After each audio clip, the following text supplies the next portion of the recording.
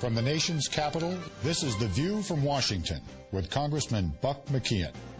The program discussing issues that affect California.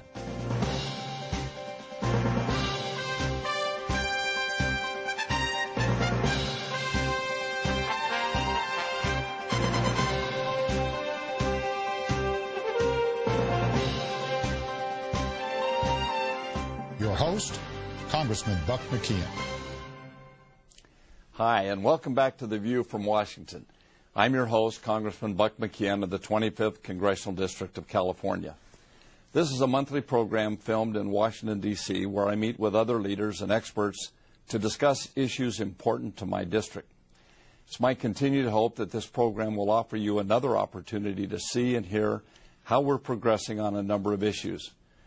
These programs are all posted to you on YouTube channels, online, and the topics are also easily accessible on my website at www.mckeon.house.gov.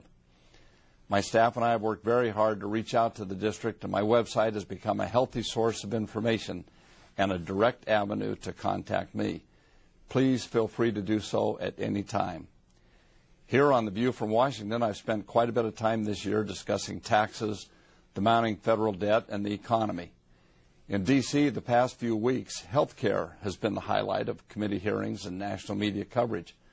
I personally have been making the case against the Democratic plan of a full government takeover of health care, and I'll be continuing that discussion with all of you in the weeks and months ahead. So as you can see, it's been a busy start to the 111th Congress. In addition, in early June, I was named the lead Republican for the United States House Armed Services Committee, which oversees national security policy, military resources, and military operations in Iraq and Afghanistan. Each year, the House Armed Services Committee manages the National Defense Authorization Act, a $550 billion authorization bill to fund the Department of Defense and the national security programs of the Department of Energy. There's an issue we address on the committee that, in my mind, is critical to our nation's security. It's missile defense. Here with me today to discuss missile defense is Congressman Mike Turner from the 3rd Congressional District of Ohio. He served on the House Veterans Affairs Committee and was appointed to the Armed Services Committee in 2003. Earlier this Congress, Mike was named as the ranking member on the Strategic Forces Subcommittee, which has jurisdiction over the nation's nuclear arsenal, our military assets in outer space, some intelligence programs, and missile defense systems. He's played a major role in an effort to preserve and expand missile defense, and he joins me here today to discuss the vital importance of these programs. Please welcome Congressman Mike Turner from Dayton, Ohio. Buck, thank you so much for having me. I appreciate you having this show and focusing on this important issue. You know, last weekend, you invited me to your district, and it was a fantastic experience for me. Mike's been a former mayor of Dayton, been a leader in the community, and I got to go visit and see a little bit of his district. I got to see a baseball stadium that he built when he was mayor, and fantastic addition to the community. And I got to visit Wright-Patterson Air Force Base and an expo that he was in charge of running. I mean, build it up. The community carried it out. But I think they expected about 500 people, and I heard they had 1,400 there. Mike, tell us a little bit about that experience. Well, I really want to thank you for coming. You really lent a tremendous amount of credibility to the event, and congratulations to you again for now being the ranking member on the Armed Services Committee, because you bring with you your years of expertise, but also your commitment to focusing on these issues that will go right to our national security. Your trip then to Wright-Patterson Air Force Base helped us to highlight some of the important issues by having your presence. And then also at the forum, we were able to discuss issues such as space situational awareness and really our satellite assets and how they translate to national defense. The United States Air and Trade Expo that you attended just on the end of really was our effort to try to begin to promote second and third tier suppliers to our aerospace industry.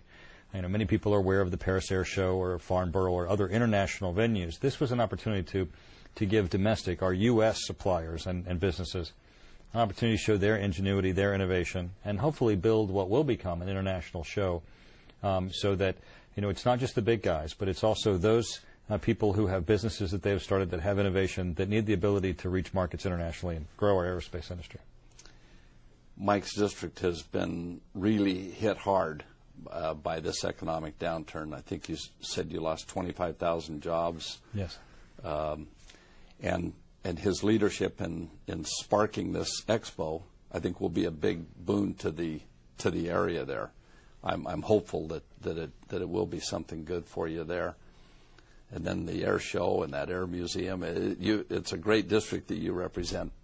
Well, and I appreciate you helping focus on that, because with the number of jobs lost that we've had in the Midwest, people talk about where are the next jobs coming from, and by your helping us focus and promote the U.S. Air and Trade Show Expo, you're helping to promote American jobs and jobs that will be the type that are there for the future, that will make a difference for moving this economy forward. So thank you for your leadership there. Well, thank you. Let's get into the subject of today, your expertise on missile defense and space, and the responsibilities you have on the committee, I think, are very important. My district is very involved in aerospace, especially up in the Antelope Valley, but we have lots of subcontractors that participate. It's very meaningful to my district as it is to yours, and I believe to the country. Missile defense. We just marked up the bill. Talk to us a little bit about where we are on missile defense. Well, there's a grave concern about the direction this administration is going in missile defense. I think anyone who's watched any television news, Fox News, CNN, or national news, has seen North Korea and, of course, Iran place missiles on the launch pad and attempt to launch satellites, attempt to begin the process of ICBMs, missiles that would reach the United States. As we have these two nations that are increasing the threat to the United States, unfortunately, this administration is moving to decrease our funding for missile defense, which really is our only way to defend against these missile threats from nations like North Korea and Iran. This administration proposed a $1.2 billion cut from last year's expenditures on missile defense. And it was adopted, unfortunately, by this House on the House floor. So we're actually looking at the monies that we were spending to try to defend our nation from these missile defense becoming less.